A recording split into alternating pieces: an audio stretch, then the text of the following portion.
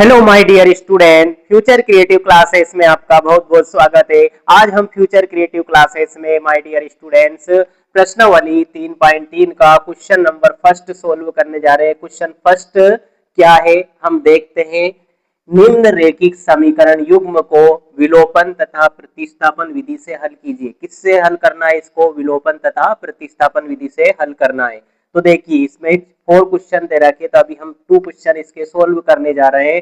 तो first question क्या है? x plus y is equal to 5 और 2x minus 3y is equal to 4। तो देखिए, और सेकंड दे रखा है ये, तो इसका हम फर्स्ट अभी सोल्व कर रहे हैं। तो देखेंगे क्या है फर्स्ट क्वेश्चन। सबसे पहले हम लिख देंगे हल। दिया है रेखिक समीकरण युग्म, है ना, पेयर ऑफ लीनियर इक्वेशंस। तो ये फर्स्ट क्वेश्चन, फर्स्ट इक्वेशन लिख लिया एंड ये सेकंड इक्वेशन हो गया, है ना। ये पहला समीकरण और ये दूसरा समीकरण। इसको पहला समीकरण दे दिया, इसको सेकंड दे दिया। अब देखिए कौन सी मेथड से सोल्व करना है इसको? विलोपन विधि यानी इलिमिनेशन मेथड से इसको सोल्व करना हमें। इलिमिनेशन मेथड से हम सोल्व करने जा रहे हैं। तो इलिमिनेशन मेथड या विलोपन विधि क्या होती है, इससे सोल्व करेंगे हम। देखो प्रतिस्थापन विधि से हम पहले कर चुके हैं, तो इसलिए इसको अभी अब हम नहीं समझेंगे, हम विलोपन विधि से इसको सोल्व करेंगे। तो देखो विलोपन विधि में क्या होता है, आपको दो वेरिएबल यानी कि 2 वेरिएबल इसमें देखे रखते हैं, 2 चर देखे रखते हैं।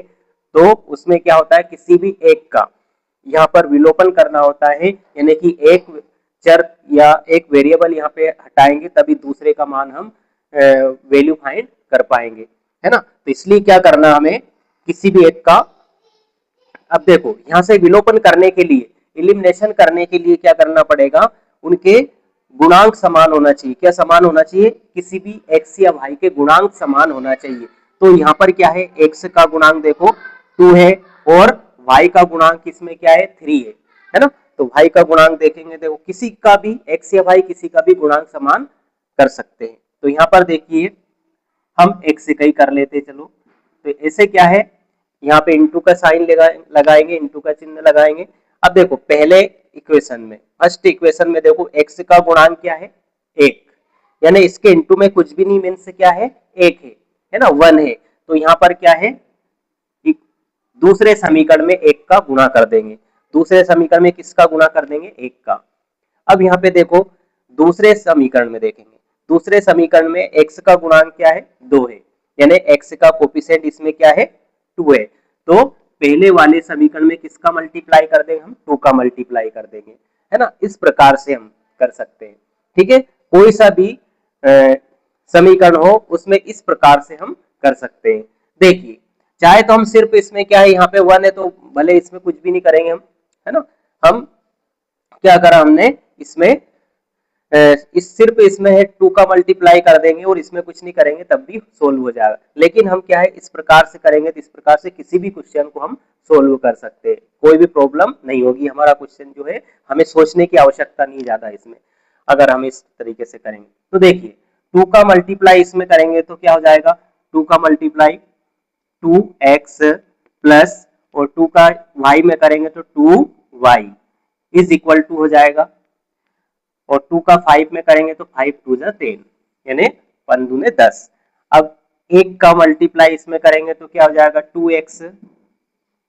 2x हो जाएगा, और माइनस माइनस का प्लस में तो माइनस, ऐसा कैसे ही 3y का इसमें करेंगे तो क्या हो जाएगा 3y, तो क्या हो जाएगा 3y का 1 में, और 4 का 1 में करेंगे तो 4, ठीक है। तो ये क्या कर दिया हमने, 2 और पूरे समीकरण 1 में 2 का गुणा कर दिया और समीकरण 2 में 1 का गुणा कर दिया।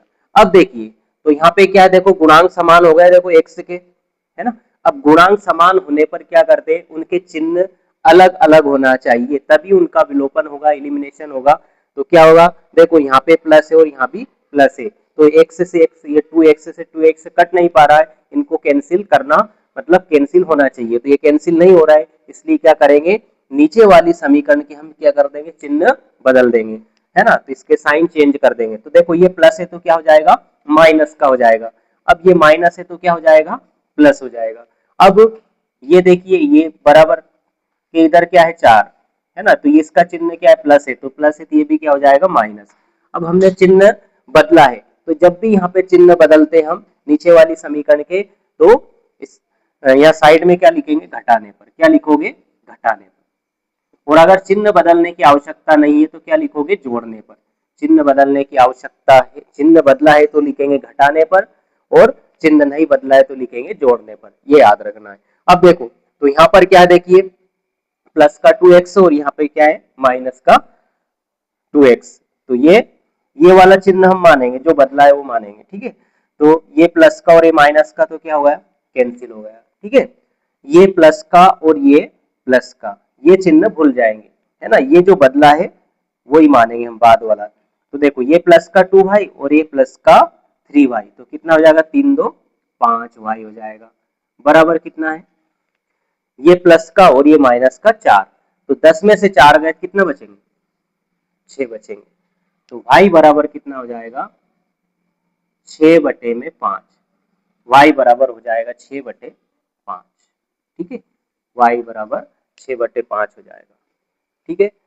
अब देखिए यहाँ पर y का मान कितना आया, 6/5 आया।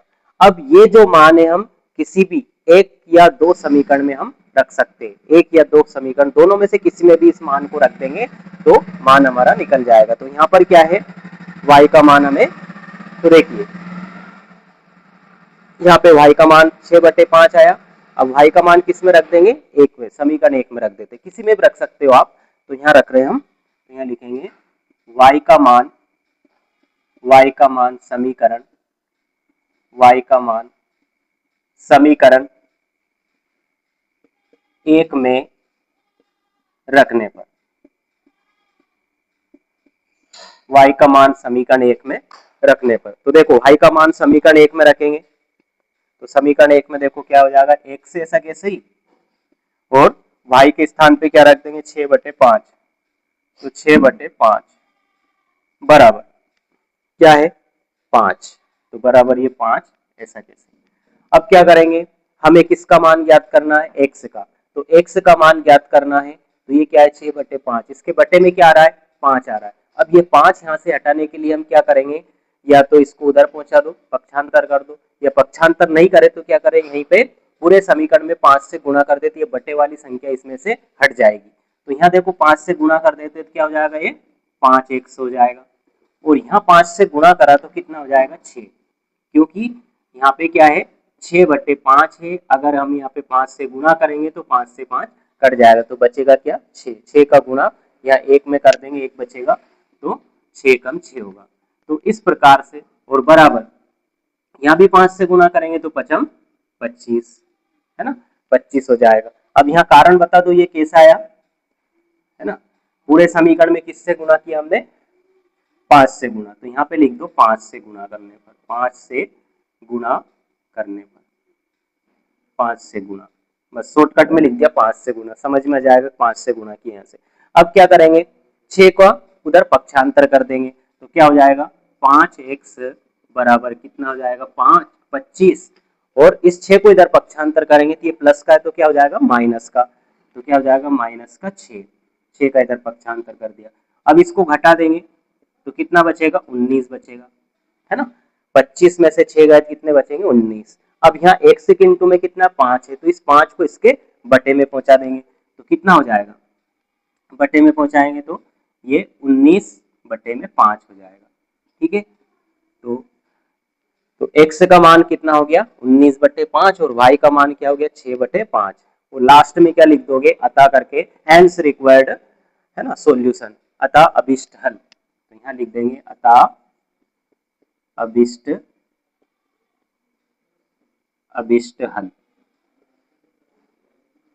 तो अभिष्ट हल x बराबर क्या हो जाएगा, 19/5, तथा y बराबर क्या हो जाएगा, y बराबर क्या हो जाएगा, 6/5।